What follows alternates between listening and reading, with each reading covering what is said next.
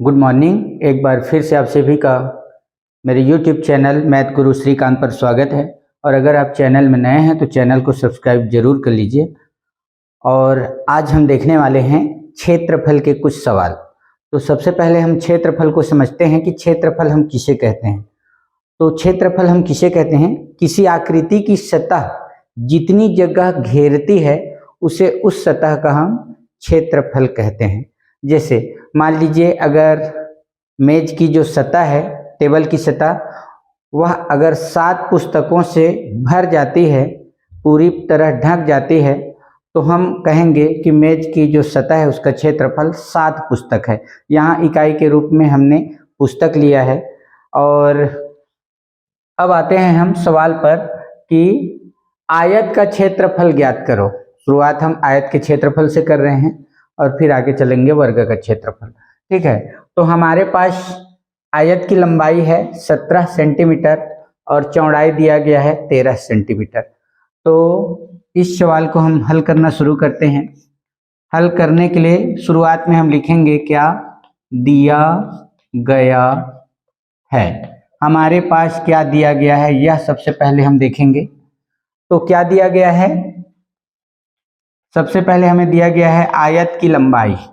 आयत की लंबाई यह कितना है? आयत की लंबाई 17 सेंटीमीटर और फिर है चौड़ाई।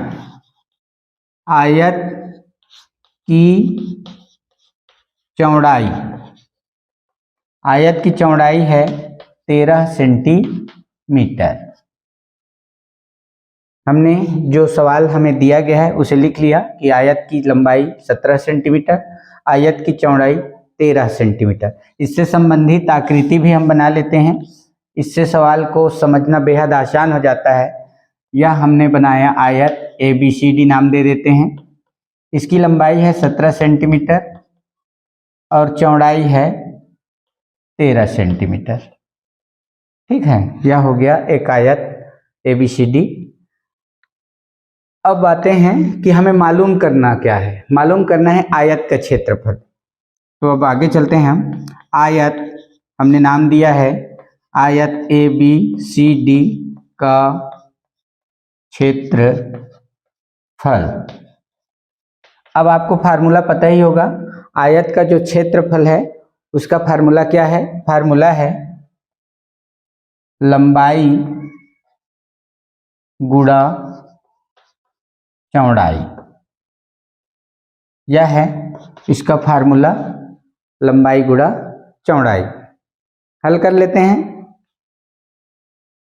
लंबाई की जगह हम लंबाई लिख लेते हैं 17 सेंटीमीटर और चौड़ाई की जगह यह चौड़ाई 13 सेंटीमीटर।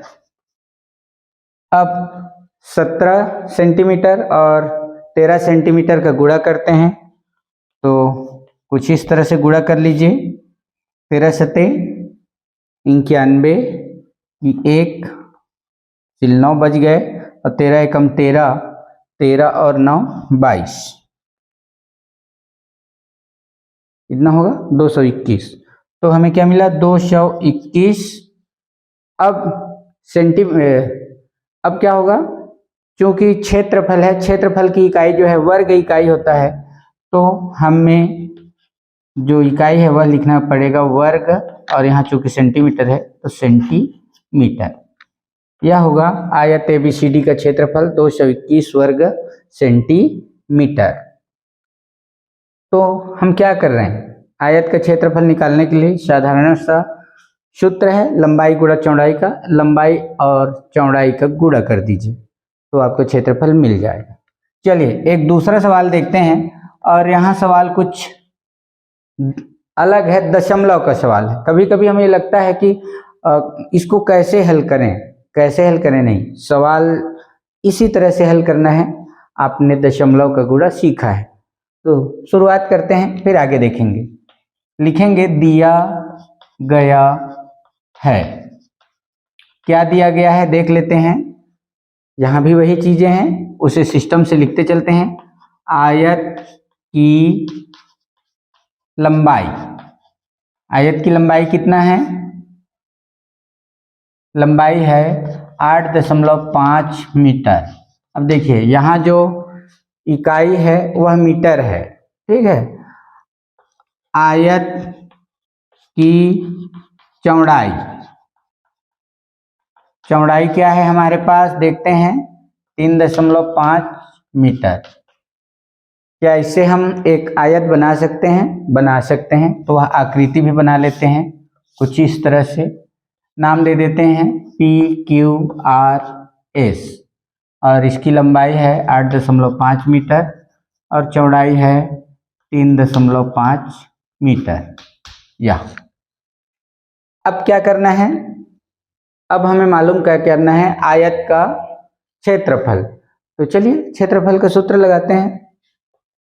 आयत, हमारे पास आयत का नाम है PQRS का क्षेत्रफल। क्षेत्रफल का सूत्र है लंबाई गुणा चौड़ाई। यह ठीक है। अब लंबाई की जगह लंबाई लिख लेते हैं, तो 8.5 मीटर गुणा चौड़ाई की जगह चौड़ाई 3.5 मीटर। अब 8.5 और 3.5 का गुणा करना है, यहाँ गुणा कर लेते हैं। 8.5 गुणा 3.5। दशमलव का गुणा करने के लिए आपको पता ही है, सबसे पहले हम भूल जाते हैं कि इसमें यह एक दशमलव संख्या है, इसे हम मानते हैं 85 और इसे मानते हैं 35 और उसी तरह से गुणा करते हैं, ठीक है। तो 35 का तो पहाड़ा हमें आएगा नहीं, तो हम 5 का पहाड़ा पढ़ते हैं। 5 पंचे 25 की 5 हासिल 2 और 5 अट्ठे 40 और 2 42 हो गया।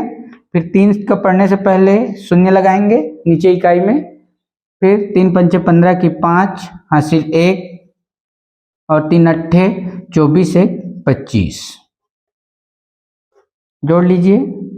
5 7 9 2। अब हम देखेंगे कि हमें अब दशमलव कहाँ लगाना है, क्योंकि हम दशमलव संख्या का गुणा करें। तो देखिए यहाँ दशमलव के बाद 5 है, एक अंक है, और यहाँ भी दशमलव के दाईं ओर एक अंक है 5। एक एक मिल गए 2 अंक हैं दशमलव के बाद। तो हम गुणनफल में दाईं ओर से 2 अंक छोड़ेंगे, 1 2 और दशमलव लगेगा यहाँ, ठीक है। तो हमें क्या मिला, देखिए 29.75 29.75 और जो क्षेत्रफल की इकाई है वह वर्ग इकाई है, तो यहाँ होगा वर्ग मीटर। बेहद आसान है। इसमें जो हमारे पास लंबाई थी वह दशमलव संख्या के रूप में थी और इसलिए हमें ये थोड़ा मुश्किल लग रहा था, लेकिन नहीं, आपको हमने जो बताया है क्षेत्रफल का सूत्र लंबाई गुणा चौड़ाई, बस उसी में आपको मान रखिए। और मान को रखने के बाद हमने दशमलव संख्याओं का गुणा भी सीखा है। दशमलव संख्याओं का जिस तरह से गुणा करते हैं वैसा आप गुणा कीजिए और फिर आपके लिए सवाल आसान बन जाएगा। तो कोई मुश्किल नहीं है। क्षेत्रफल का जो सूत्र है वो आपको याद ही है, लंबाई गुणा चौड़ाई। एक लंबाई लेना है, एक चौड़ाई लेना है और दोनों का आपस में गुणा कर लेना है। तो कुछ ऐसे वीडियोस के लिए आप मेरे चैनल में बने रहिए। चैनल को जरूर सब्सक्राइब कीजिए।